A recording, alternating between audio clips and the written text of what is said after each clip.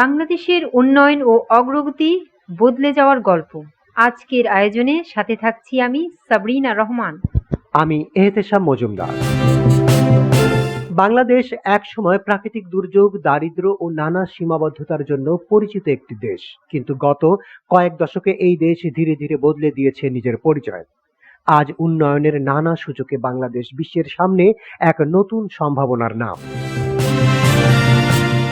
পদ্মা সেতু শুধু একটি সেতু নয়, এটি দেশের দক্ষিণ পশ্চিমাঞ্চলের কোটি মানুষের অর্থনৈতিক সম্ভাবনার নতুন দুয়ার খুলে দিয়েছে। যাতায়াতের সময় কমেছে, ব্যবসা বাণিজ্য ও বিনিয়োগের সুযোগ বেড়েছে, পর্যটনেও এসেছে নতুন গতি। রাজধানীর গণপরিবহনে নতুন মাত্রা যোগ করেছে মেট্রো রেল। প্রতিদিন হাজার হাজার মানুষ দ্রুত ও তুলনামূলক স্বাচ্ছন্দ্যে গন্তব্যে পৌঁছাচ্ছেন। পাশাপাশি সড়ক, সেতু, এক্সপ্রেসওয়ে ও টানেল সহ বিভিন্ন অবকাঠামো প্রকল্প দেশের যোগাযোগ ব্যবস্থাকে আরো আধুনিক করে তুলেছে। অর্থনীতির অন্যতম চালিকা শক্তি তৈরি পোশাক শিল্প। বিশ্বের বিভিন্ন দেশে মেড ইন বাংলাদেশ পণ্য পৌঁছে যাচ্ছে। একই সঙ্গে ওষুধ, চামড়া, আইটি সেবা এবং কৃষিভিত্তিক শিল্প ও রপ্তানিতে গুরুত্বপূর্ণ ভূমিকা রাখছে।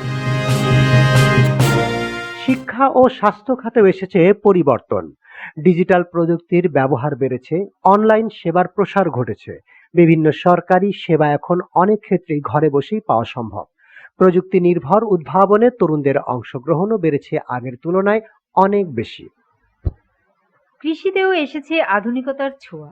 উন্নত বীজ, যান্ত্রিকীকরণ এবং নতুন প্রযুক্তির ব্যবহারে উৎপাদন বৃদ্ধি পাচ্ছে। কৃষকরা এখন আগের তুলনায় আরো আধুনিক পদ্ধতিতে চাষাবাদ করছে।